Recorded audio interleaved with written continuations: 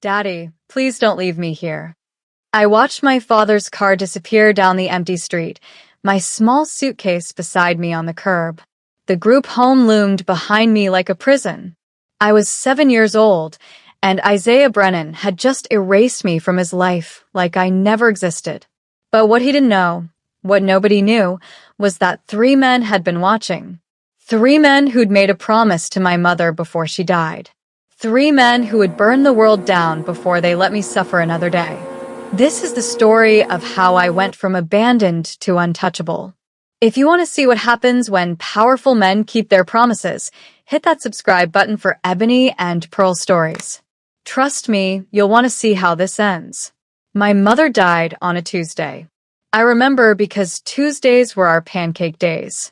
She made them from scratch, always adding chocolate chips in the shape of my initials. VB Valencia Brennan. She said my name meant brave, and I needed to remember that when things got hard. I didn't know how hard things would get. Valencia, baby, come here. Mom's voice was barely a whisper. The hospital room smelled like antiseptic and dying flowers. At 6 years old, I knew what dying looked like. I'd watched it happen slowly over 8 months. I climbed onto her bed carefully, avoiding the tubes and wires. I need you to do something for me, she said, pressing something into my palm. It was a business card, sleek and black with silver Korean characters embossed on one side. On the back, 3 names were handwritten: Eo Jin-sung, Tae Won-shik, Jo Hyun-woo. If anything happens to you, if your daddy can't take care of you, you call this number. Promise me. But Daddy loves me, I said, even though I'd noticed how he barely visited anymore. How he flinched when Mom mentioned my name in front of his new girlfriend, Rebecca. Mom's smile was sad. Your daddy loves the idea of being a good man. But when it gets hard, when people are watching, baby, just promise me you'll call. I promise, manga. Say it 100 times so you don't forget. So I did. Sitting in that hospital bed with my dying mother, I promised 100 times that I would call those names if I needed help.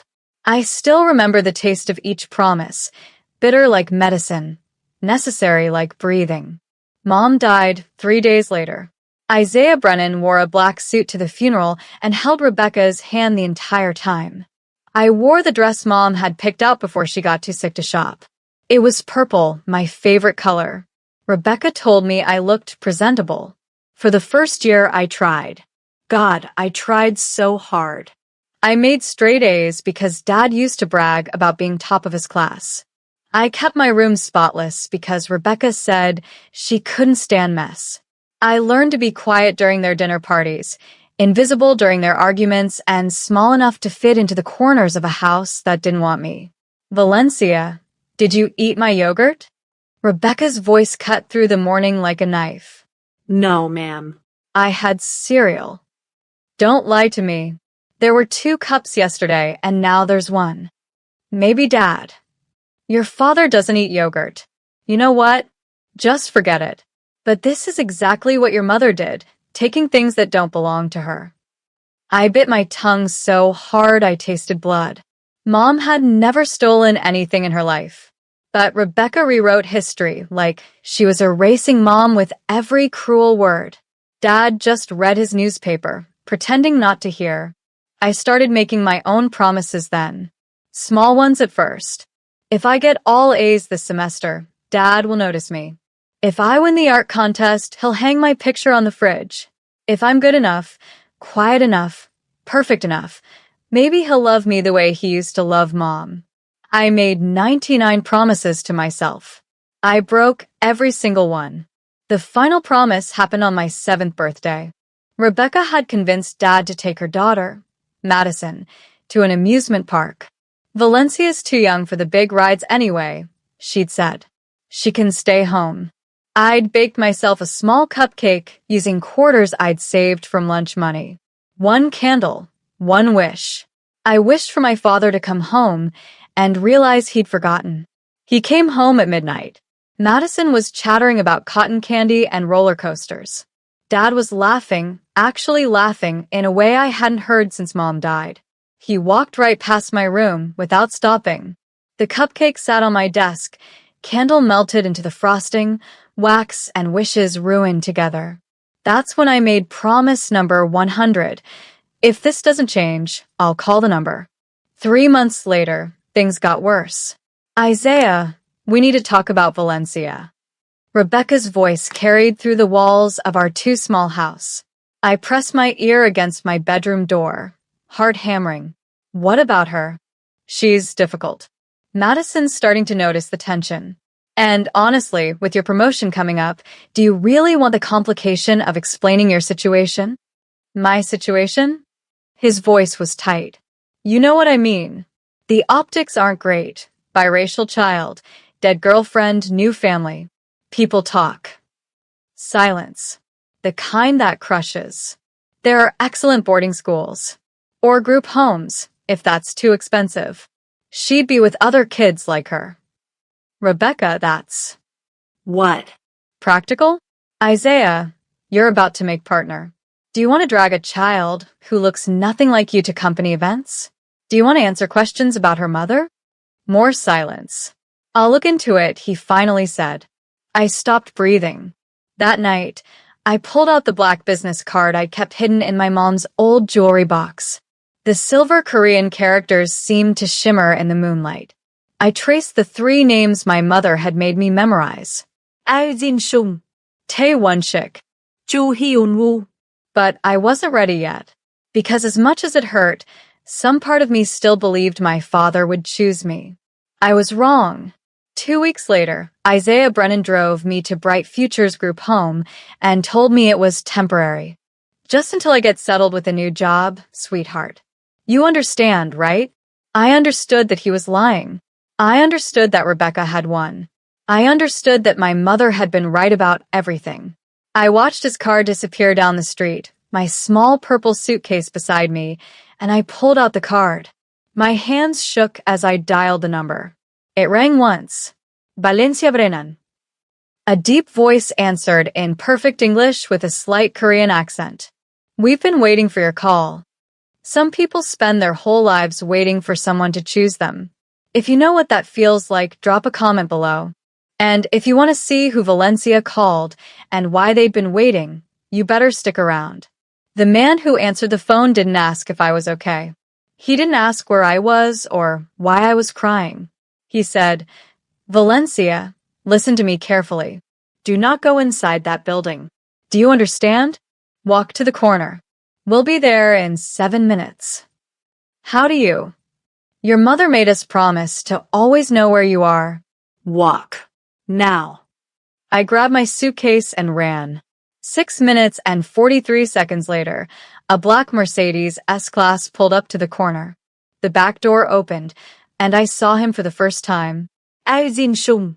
He looked like he'd stepped out of a Korean drama, sharp jawline, styled dark hair, designer suit that probably cost more than a year of my father's salary. But it was his eyes that stopped me. Dark, intense, and looking at me like I was the only person in the world who mattered. Valencia Brennan, he said softly. Your mother showed us pictures, but they didn't do justice. You look just like her. I burst into tears. Jin-sung didn't hesitate. He stepped out of the car, crouched down to my level, and let me cry into his expensive suit jacket. He smelled like cologne and something else, safety maybe. Something I hadn't felt in months. I've got you now, he murmured in Korean, then English. I've got you, little one. Nobody's ever going to leave you on a street corner again. The drive to their headquarters was silent except for my hiccuping sobs. Jin-sung kept one hand on my shoulder, steady and warm, while he made rapid-fire calls in Korean on his phone. I caught a few words. Contact. Lawyers. Immediately, the father. We pulled up to a building in downtown Seoul's business district. Not a house. Not an apartment. A full-glass skyscraper with Korean characters I couldn't read blazing across the top. You own this. I whispered. Jin-sung's smile was slight. This is just the office. Wait until you see home. The elevator went up, and up, and up. Top floor. The penthouse doors opened to reveal two more men. Tae Won-shik stood by the window, arms crossed, looking like he could break someone in half without wrinkling his tailored shirt. He was broader than Jin Sung, with tattooed hands and a scar running through his left eyebrow. He looked dangerous until he saw me, and his entire face softened. "Aegu," he breathed, switching to Korean before catching himself. "She's so small." Chu Hyunwoo was younger than both of them, maybe early 30s, with wireframe glasses and hands that moved restlessly, like he was itching to fix something. He was the first to approach, kneeling down to my eye level. Valencia, I'm Hyunwoo. "Are you hurt?" I shook my head. "Are you hungry?" I nodded. "Good. I make the best jjajangmyeon in Seoul." Come. The apartment, penthouse, mansion, whatever it was, looked like something from a magazine. Floor-to-ceiling windows overlooking the city, furniture that looked expensive and untouchable, art on the walls that probably cost more than my entire existence. But Hyunwoo led me to the kitchen, sat me on a stool, and started cooking like it was the most normal thing in the world. "Your mother," Jin Sung said quietly, sitting beside me, "was very special to us." "How did you know her?" The three men exchanged looks. Won-shik answered, his English heavily accented but clear. "We met when we were nobody. When Korea didn't want us and America didn't trust us. Your mother, she saw us as people. Fed us when we were hungry. Hid us when we were hunted. Believed in us when we were building our empire from nothing." Empire? Jin Sung's smile didn't reach his eyes. "We're businessmen, Valencia. Import, export, security, investments. Some people call us the Yongsen Three. Others call us less flattering names. But what matters is that we made your mother a promise.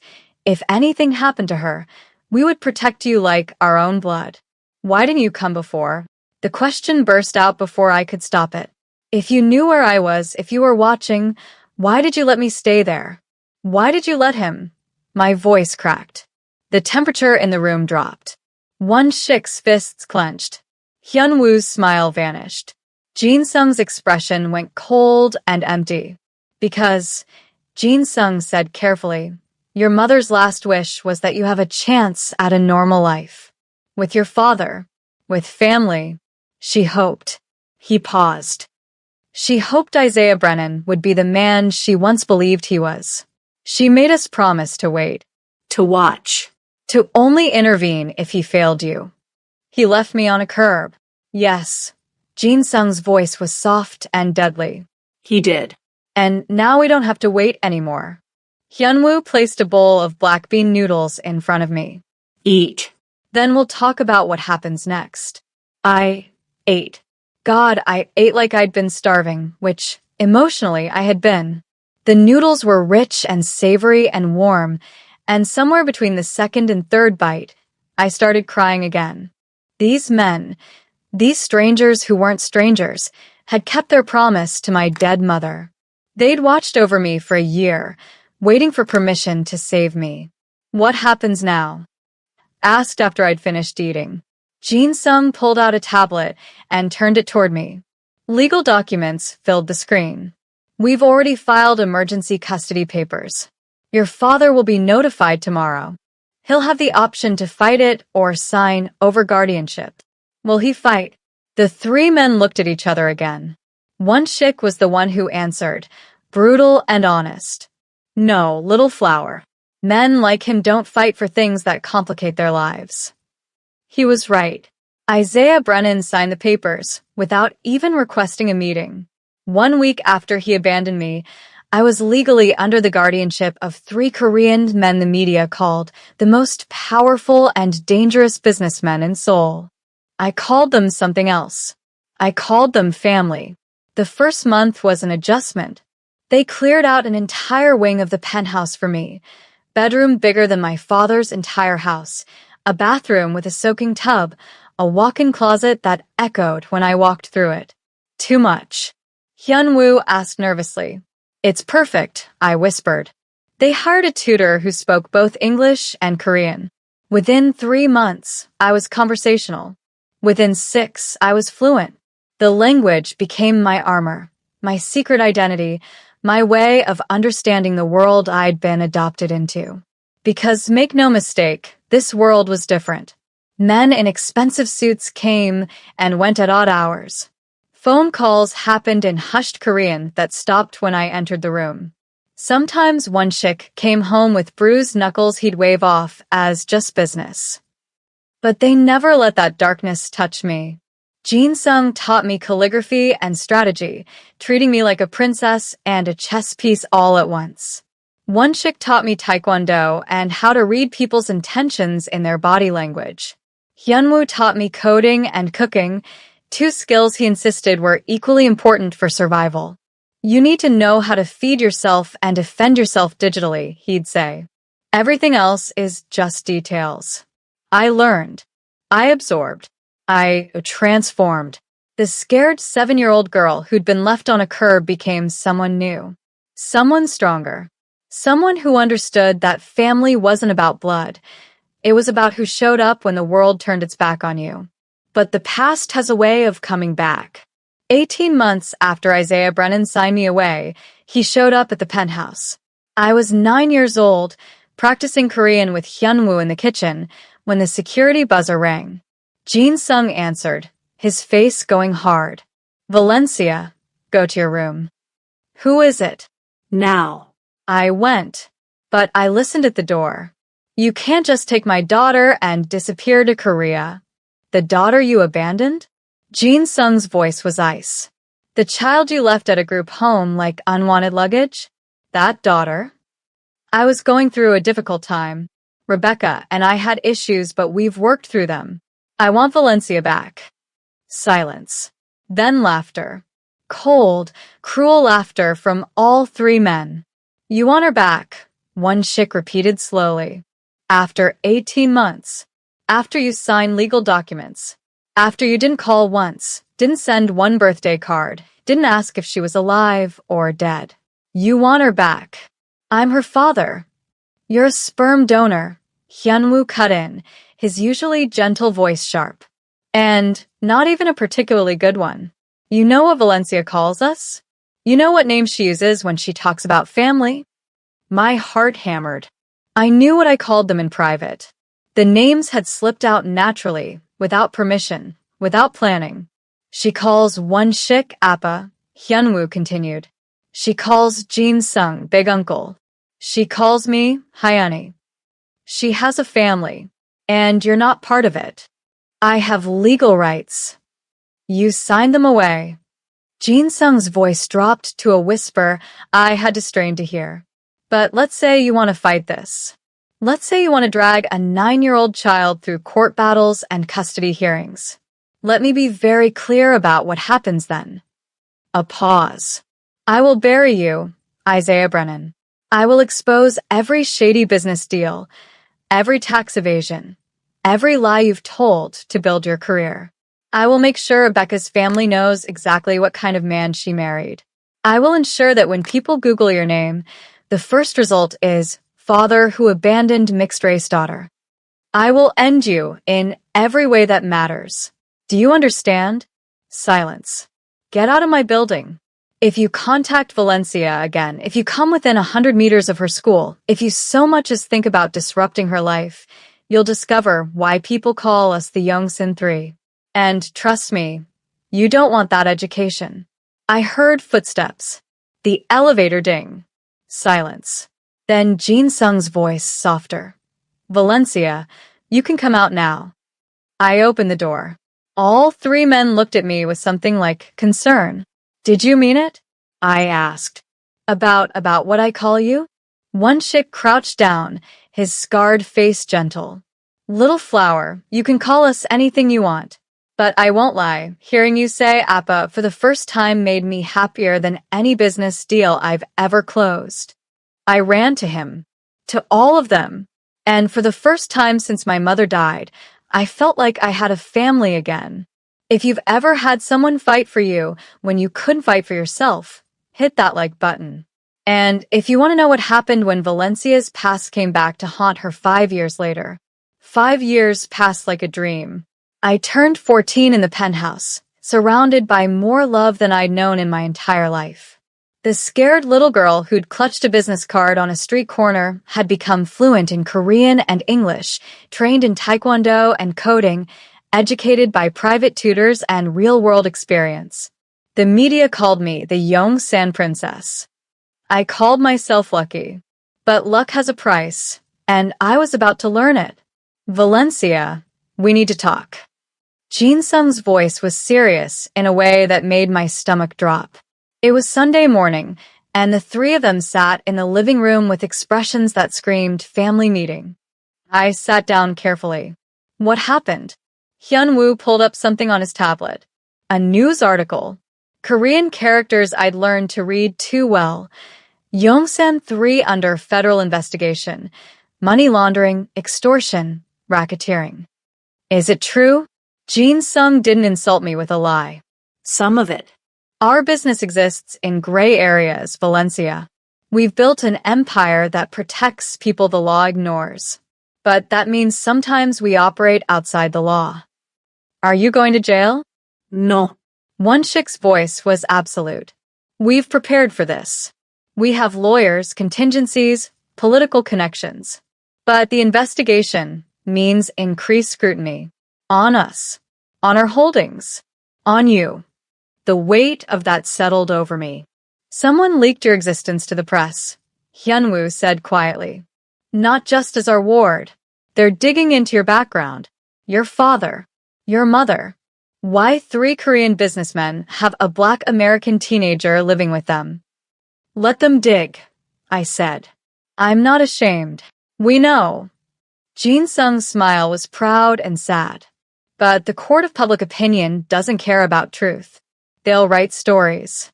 Make assumptions. Some will call you our victim. Others will call you our accomplice. Either way, you become a target. So what do? We give you a choice, one chick said. We can send you to Switzerland. Private boarding school, full security, completely separate from our business. You'd be safe. Protected. Normal. The word normal hit like a slap. Or, I asked. Or you stay, Jin Sung said simply. You stay, and you learn what it really means to be part of this family. Not just the daughter we protect, but the heir we're preparing. You learn the business, all of it, the legal and the less legal, the power and the cost. You become untouchable not because you're hidden, but because you're undeniable. I was 14 years old, and they were offering me a choice that would define my entire life. If I stay, can I still help people? Like Mom did. The 3 men exchanged one of their looks. Your mother, Jin Sung said carefully, had a vision that we never fully understood until now. She wanted to build something that served the people who fall through society's cracks. We built an empire. But you, Valencia, you could build something better. Something that has power and purpose. Then I stay. One chick shook his head. Little flower, you don't understand what you're choosing. The scrutiny, the danger, the weight. I was left on a street corner by my own father. I interrupted. I know about danger. I know about weight. What I didn't know until you 3 was what family actually means. So if staying means I face whatever's coming with you instead of running away to be normal, then I stay. I choose you. The way you chose me. Hyun-woo's eyes were wet. One chick cleared his throat roughly. Jin Sung just nodded, like he'd expected nothing less. Then we start your real education tomorrow, Jin Sung said. They kept their word. At 14, I learned that the Yongsan 3 weren't just businessmen. They were power brokers who controlled import and export through connections that spanned from Seoul to Los Angeles. They protected Korean communities that police ignored. They funded businesses that banks rejected. They operated in the shadows because the light had never served people who looked like them. I also learned that some of their methods were questionable. This is a protection payment, Jin Sung explained, showing me the books. Restaurant owners pay us. We ensure no one bothers them. No cheque-dons, no vandalismo, no acidentes. That's extortion. That's survival. The police don't protect Koreatown. We do. Is it ideal? No. Is it necessary? Ask the restaurant owners who were burned out before we stepped in. I struggled with the morality, but I also saw the results. I saw the community centers they funded, the scholarships they provided, the families they'd helped relocate when gang violence threatened their children, the women they'd protected from abusive partners when the law moved too slow. The Yongsan Three were criminals. They were also the only things standing between vulnerable people and total destruction. The world isn't clean, Valencia, one chick told me during a training session. It's messy and complicated and often cruel. You can be pure and powerless, or you can be gray and effective. Your mother understood that. She chose effective. At 15, I made my first real contribution. Hyunwoo had been working on a digital security system for the organization, but it was vulnerable to the kind of federal surveillance they were facing. I'd been learning code since I was 9, and I had an idea. What if we decentralized it? I suggested. Blockchain-based, encrypted, with no central server they can seize? Hyunwoo stared at me. How old are you again? Old enough to know that your current system is going to get you caught. I was right. 3 months later, my security system kept their entire network invisible during a federal raid. The investigators found nothing. Nothing they could use anyway. Jin Sung gave me my first real responsibility after that, managing their digital footprint. At 16, I saved my first life. A Korean teenager came to our office, desperate and terrified. Her name was Minji, and her boyfriend had gotten involved with a rival gang. They wanted her dead as leverage. We can't go to the police, her mother begged in Korean. They'll deport us. Please. I have nothing to offer, but please. One chick looked at me. What do you think, little flower? It was a test. I knew it, but it was also a real decision that would impact real lives. We help, I said firmly, and we don't charge. Because that's what family does for family, and Koreatown is our family. 3 days later, the rival gang's leadership received a message. Touch Minji, and you touch the Yongsan Three. The boyfriend was extracted, relocated, and given a choice, leave that life or be left behind. He chose wisely.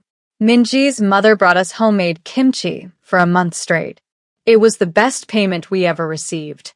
But success breeds attention, and attention brings threats. 2 weeks before my 17th birthday, everything changed. I was walking home from school. They'd finally let me attend a private academy instead of private tutoring, when the car pulled up. 3 men, not Korean, not friendly. Valencia Brennan. I ran. I'd been training with one chick for years. I knew how to fight, how to escape, how to survive. But 3 grown men versus 1 teenage girl, even a trained one, isn't a fair fight. They caught me in an alley. One grabbed my arm. I broke his nose with an elbow strike one chick had drilled into me 1,000 times. The second one grabbed me from behind. I dropped my weight, slipped low, and kicked his knee in a direction knees don't bend. The third one pulled a knife. Your daddy sent us a message, he sneered. We're sending one back. Then he was on the ground, one chick standing over him with murder in his eyes. Jin Sung appeared from the other end of the alley, phone in hand, already calling cleanup. Hyunwoo was checking me for injuries, his hands shaking. I'm okay, I said. I'm okay, Hunya. They didn't. They touched you. One chick's voice was dead calm, which was worse than anger. They put their hands on our daughter. That was the first time he'd called me daughter out loud. Who sent them? I asked. Jin Sung's expression was granite. Someone who wants to remind us that we're vulnerable. That no matter how powerful we become, they can hurt us through you. So, what do? We remind them, Jin Sung said quietly, that hurting you is the last mistake they'll ever make. I didn't ask what happened to the men who grabbed me. I didn't need to. But 3 days later, a rival organization's entire leadership structure collapsed after what the news called coordinated international law enforcement action. The Yongsan Three didn't take credit. They didn't need to. The message was clear. Valencia Brennan was untouchable. But that protection came with a realization that kept me up at night. I wasn't just the girl they'd saved anymore. I was leverage, a weakness, a target. I want to learn everything, I told them that night. Not just coding and strategy. Everything. Defense, negotiation, psychology, finance. If I'm going to be your weakness, I need to become your strength. Jin Sung studied me for a long moment. You're 17 years old, Valencia. And I've been part of this world for 10 years. Stop protecting me from what I already know. Train me. Teach me. Let me be what Mom wanted, someone who has power and uses it to help people. But to do that, I need to be powerful enough that no one can use me to hurt you. One chick laughed, rough and proud. She sounds like you, Jin Sung. Remember when you told the Yakuza bosses the same thing? I remember they tried to kill me, and now they work for you. One chick turned to me. Okay, little flower. You want to learn everything? We teach you everything. But understand, this path, once you're on it, there's no going back to normal. Normal is overrated, I said. And besides, I was never going to be normal anyway. I'm a black girl raised by Korean Mafia bosses. Normal left the building a long time ago. Hyun-woo snorted. She's not wrong. So they taught me. Strategy from Jin Sung. Combat from one chick. Technology from Hyun-woo. And from all three, the most important lesson, power means nothing if you don't know why you're wielding it. Your mother, Jin Sung told me on my 18th birthday, used to say that strength without purpose is just violence. But purpose without strength is just philosophy. You need both, Valencia. The power to act and the wisdom to know when. I thought I understood. I was about to learn exactly what that meant. If you've ever had to choose between safety and purpose, drop a comment about what you chose. And if you want to see how Valencia's training got put to the ultimate test, the letter arrived on a Tuesday. Tuesdays still made me think of pancakes and my mother's last words. 10 years later, and some wounds stay fresh. But this Tuesday brought something different, a handwritten letter from Isaiah Brennan. Jin Sung found it first. I watched him read it, his expression shifting from cold indifference to something darker. What is it? I asked. He handed it to me without a word. Dear Valencia, I know I have no right to contact you. I know I failed you in every way a father can fail a child. But I'm asking, begging, for a chance to explain, to apologize, to show you that I'm not the man who left you on that curb. Rebecca and I divorced 3 years ago. I've been in therapy. I've done the work to understand how I let fear and cowardice guide my choices. I was wrong about everything. I'm dying. Valencia. Pancreatic cancer, stage 4. The doctors give me 6 months, maybe less. I'm not asking for forgiveness. I just want to see you once. To tell you the truth about your mother, about me, about why I failed so spectacularly. Please. I know I don't deserve it. But if you have any mercy in your heart, grant me 1 hour. That's all I'm asking. Your father, Isaiah Brennan. I read it twice, then a third time. He's lying, one chick said flatly. It's a manipulation tactic. Maybe, I said. Or maybe he's actually dying and wants to clear his conscience before he goes. You don't owe him anything, Hyun-woo added. Not your time, not your energy, not your forgiveness. He made his choices. I know. I set the letter down. But I need to understand something. I need to know why. Not for him, for me. Because I've built my whole life on the foundation of knowing my father abandoned me. If there's more to that story, I need to hear it. Even if it's just more proof that he's exactly who I thought he was. Jin Sung studied me with those sharp eyes that miss nothing. You've made up your mind. I want to see him. Once.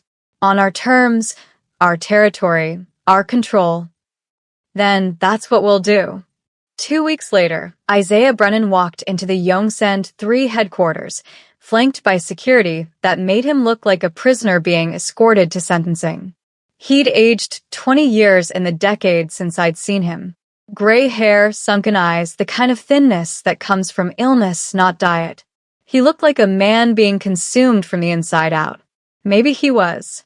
I met him in Jin Sung's office, the same place where he'd been threatened a decade ago. Poetic, maybe. Or just efficient. The 3 men stood behind me like sentinels. I'd asked them to stay.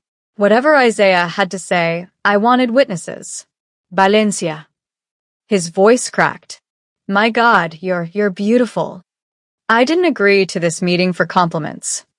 He flinched. No. No, of course not. I needed to see you. To see that you're okay. I'm better than okay. No thanks to you. I know, and he stopped, breathed. Can we sit? I nodded. We sat across from each other, a desk between us like a barrier protecting me from the past.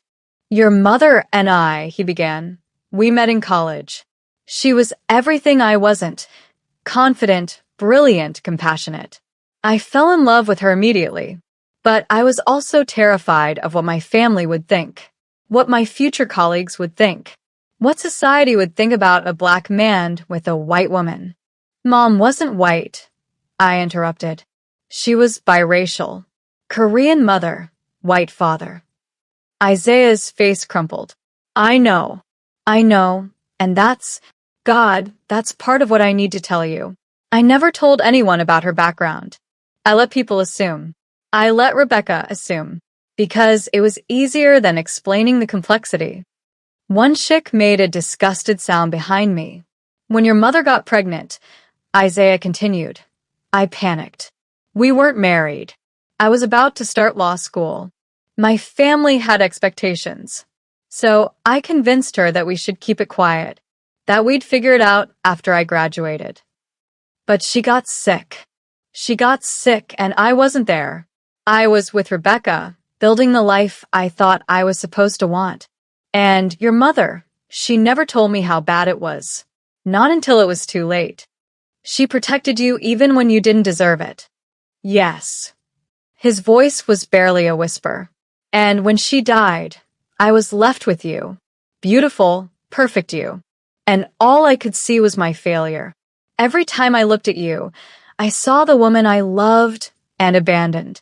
The future I destroyed. The cowardice that defined me. I felt tears on my cheeks but didn't wipe them away. So you abandoned me too. I did. And I've regretted it every single day since. Therapy helped me understand that I was repeating my father's patterns. He left my mother when things got hard. But understanding doesn't excuse. Nothing excuses what I did to you. Why now? I asked. Why, after 10 years, do you suddenly care? Because I'm dying, he said simply. And I realized that I'm about to meet your mother again, wherever we go after this. And I need to be able to look her in the eye and tell her that I at least tried to apologize to our daughter. That I owned what I did. That I didn't die a complete coward. Jin Sung spoke for the first time. You want absolution. No. Isaiah looked at him directly. I want her to know the truth. That she wasn't abandoned because she was unlovable. She was abandoned because I was incapable of love. The flaw was mine, not hers. And I need her to know that before I die, so she doesn't carry my failure as her burden. Silence filled the room. There's something else, Isaiah said, pulling out an envelope. Your mother left this with my lawyer. Instructions to give it to you when you turned 18, or if something happened to me, whichever came first. My hands shook as I took it. Mom's handwriting. My name in her careful script. I'll leave you to read it in private, Isaiah said, standing. I don't expect forgiveness, Valencia. I don't even deserve it. But I hope I hope you can forgive yourself for any burden you've carried because of my choices. You deserved better. You always did. He walked to the door, then paused. They're good men, he said, nodding to Jin-sung, Won-shik, and Hyunwoo. They gave you what I couldn't. I'm grateful for that, even if I have no right to be. Then he was gone. I stared at the envelope, afraid to open it, afraid of what truths it might contain. Do you want us to stay? Hyunwoo asked gently. Please. I opened it with shaking hands. My dearest Valencia, if you're reading this, I'm gone. I'm so sorry I couldn't stay longer, couldn't protect you myself, couldn't see the woman you'll become. But I need you to know some things. Isaiah loved me. He did, in his own broken way. But he loved the idea of a safe, acceptable life more. I don't blame him for that. Society teaches us that fitting in is survival. But I chose differently. I chose you. Always you. I've arranged for Jin-sung, Won-shik, and Hyunwoo to be your guardians if Isaiah fails you. These men saved my life when I was young and lost in soul. They protected me when others would have used me. They're not perfect. They operate in shadows and make choices that many would judge. But they're loyal, and they keep their promises, and they'll love you as fiercely as I do. Valencia, you're going to face a world that doesn't know what to do with you. Too black for some spaces, too Korean for others, too American here, too foreign there. You'll never quite fit anywhere. But that's your power, baby. You get to define yourself. You get to build bridges where others build walls. Use the gifts these men will give you: strength, strategy, resources. But never forget the gift I'm giving you: compassion. The world needs people who have power and choose kindness. People who could destroy, but choose to build. That's who I raised you to be. I love you beyond measure, beyond time, beyond death itself. Live fiercely, my brave girl. Live freely. And when you're ready, forgive your father. Not for him, for you. Anger is a chain, and I didn't raise you to be bound by anyone else's failures. Always, Mom. I sobbed. Deep, wrenching sobs that I'd been holding back for 10 years. Won-shik pulled me into his arms, and I cried into his shoulder while Jin-sung's hand steadied my back and Hyunwoo stroked my hair. She knew. I gasped between sobs. She knew everything. Who I'd become, what I'd face, how to survive it. She knew. She was brilliant, Jin-sung said softly. And she loved you enough to plan for every possibility. I pulled back, wiping my face. I need to see him again. Isaiah, one more time. Are you sure? Won-shik asked. Mom said to forgive him. Not for him, for me. And she was right about everything else. I need to try. We found Isaiah at the hospital where he was receiving treatment. He looked surprised to see me, hopeful and terrified at once. I read Mom's letter. I said without preamble. She told me to forgive you. So I'm going to try. Not because you deserve it, but because holding on to anger gives you power over my life. And you've had enough of that already. Isaiah's eyes filled with tears. I forgive the scared young man who made terrible choices. I continued. I forgive the father who couldn't face his own failures. But I don't forget.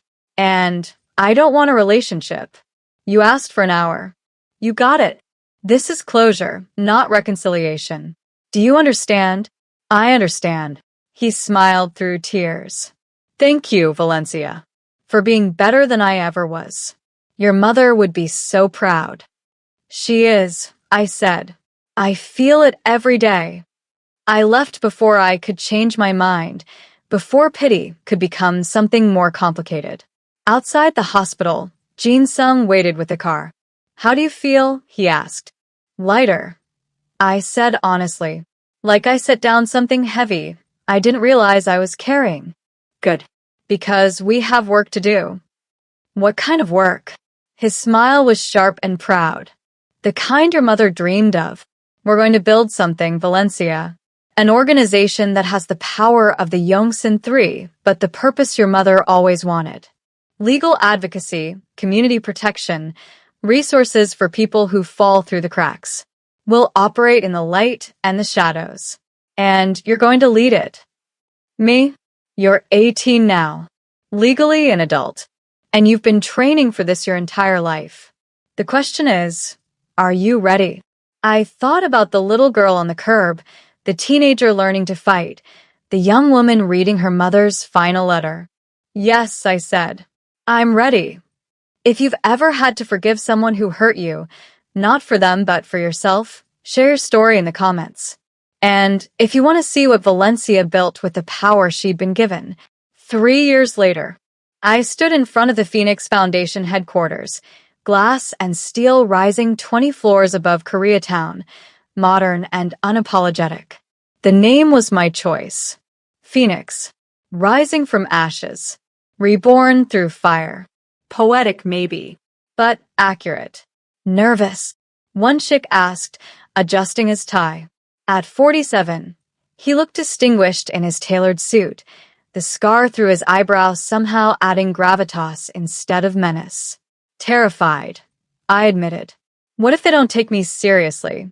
I'm 21, black, a woman, and I'm about to tell a room full of city officials how to do their jobs. Then you'll be exactly like your mother, Jin Sung said, appearing beside us with Hyunwoo in tow.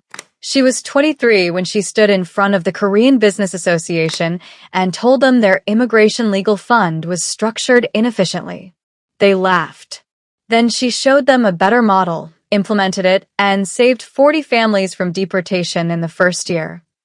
I never heard that story. We have hundreds more, Hyunwoo said with a grin.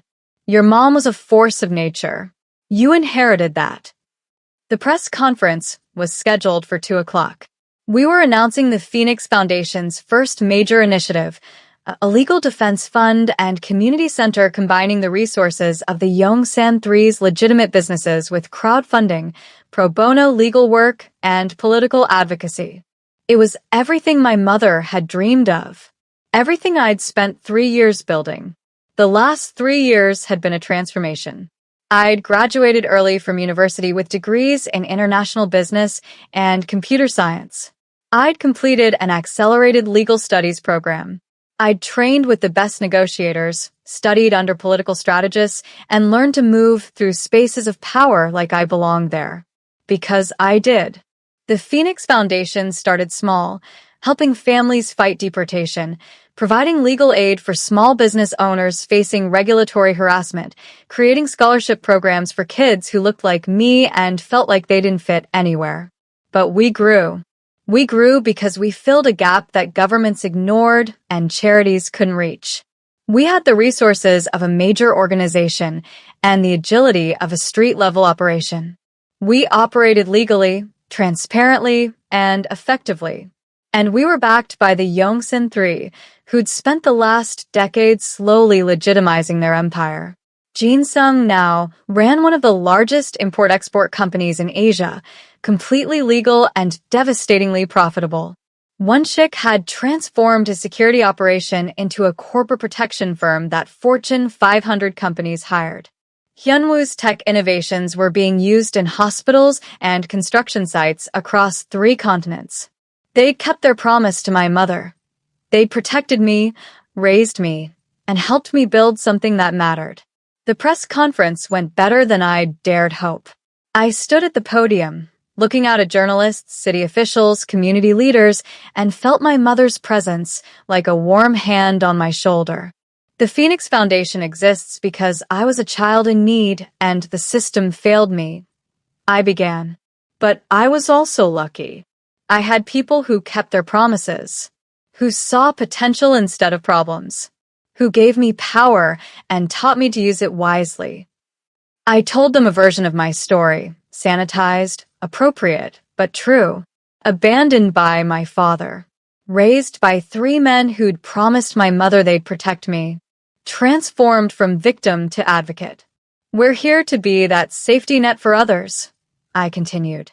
For the kids aging out of foster care with nowhere to go. For the families facing deportation because of paperwork errors. For the small business owners crushed by regulations they can't navigate. For everyone who falls through the cracks because they don't fit neatly into the boxes society creates. The questions came fast. How is this different from existing nonprofits? We combine legal advocacy with direct resource provision. We don't just fight your case, we help you rebuild after. What's your success rate? 87% of our legal cases result in favorable outcomes. 100% of our clients receive support regardless of case outcome. What about accusations that the Yongsan 3 are using this as a front for money laundering? I'd been waiting for that one. The Phoenix Foundation is independently audited quarterly. Our finances are transparent and available for public review. Yes, we're funded partially by the Yongsan 3's legitimate business ventures. We're also funded by private donations, grants, and fundraising. If you have specific concerns about financial irregularities, I invite you to examine our books. You'll find them boring and legal, I promise. Laughter. The tension broke. The coverage was overwhelmingly positive. By the end of the week, we'd received donation inquiries from 3 major philanthropic organizations and interview requests from international media. The Phoenix Foundation was real, undeniable, successful. But success brings new challenges. 2 months after the press conference, I received a message that made my blood run cold. Rebecca Brennan, Isaiah's ex-wife, had filed a lawsuit claiming I'd manipulated Isaiah in his final months, coercing him into changing his will to benefit the Phoenix Foundation. It was absurd. Isaiah had left his modest estate to cancer research and a small scholarship fund in my mother's name. The Phoenix Foundation received nothing. But the lawsuit wasn't about money. It was about destroying my credibility. She's threatened by you, Jin Sung explained, reviewing the legal documents. You've built something real. Something that makes her look small and petty by comparison. So, she's trying to tear you down before you get too powerful. Can she win? No. But she can make noise. And noise creates doubt. I thought about my options. The old me, the scared girl on the curb, would have panicked. But I wasn't her anymore. Let her sue, I said. We'll defend it publicly, transparently, and we'll win. And when we do, we'll use the publicity to launch our next initiative, legal defense for people facing frivolous lawsuits designed to silence them. Hyunwoo grinned. You're learning. The lawsuit lasted 6 months. Every court appearance, every filing, every piece of evidence was made public. The media ate it up. Black woman versus white ex-wife. Immigrant success versus entitled privilege. New money versus old resentment. Rebecca's case fell apart under scrutiny. Isaiah's lawyer testified that the will had been created years before Isaiah's cancer diagnosis. Financial records showed the Phoenix Foundation had never solicited or received funds from Isaiah. Character witnesses, including 3 judges, 2 congresspeople, and a dozen community leaders, testified to my integrity. The judge dismissed the case with prejudice, meaning Rebecca couldn't refile. But the real victory came after. Donations to the Phoenix Foundation tripled. We received pro bono legal support from 5 major law firms. Politicians who'd been cautiously supportive became actively collaborative. Rebecca had tried to destroy me and instead made me untouchable. Your mother would have loved this, one chick said, watching the news coverage of our victory. She always said the best revenge was building something so beautiful that your enemies couldn't look away. This isn't revenge, I corrected. It's justice. There's a difference. There is, Jin Sung agreed. And you understand that difference. That's why you're going to change things. By my 22nd birthday, the Phoenix Foundation operated in 12 cities across 5 countries. We'd helped over 3,000 families, prevented 47 deportations, saved 19 small businesses, and created educational programs that served 5,000 kids.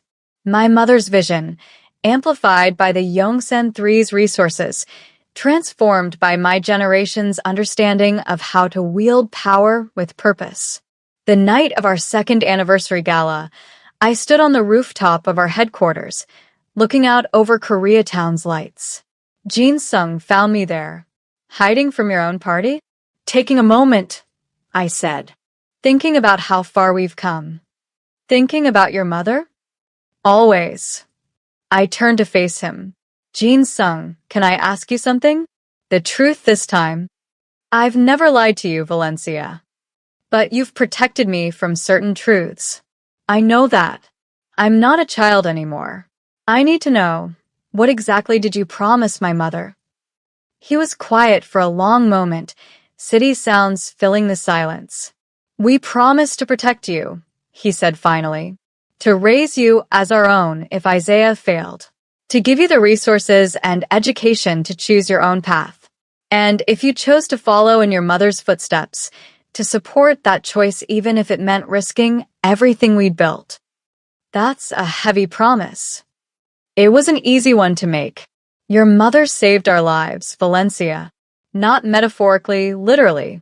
We were 3 immigrant kids with nothing, targeted by gangs, ignored by police, invisible to the system. She saw us, Fed us, hid us when we needed hiding, believed in us when we were building an empire from illegal scraps. Without her, we'd be dead or in prison. This. He gestured to the city. Everything we built because she gave us a foundation to stand on. So you did this out of debt? We did this out of love, he corrected. Debt implies obligation. This was choice. We chose you, Valencia, the same way you chose us when you could have gone to that boarding school in Switzerland. The same way you choose us every day by building something that makes us proud instead of ashamed of our past.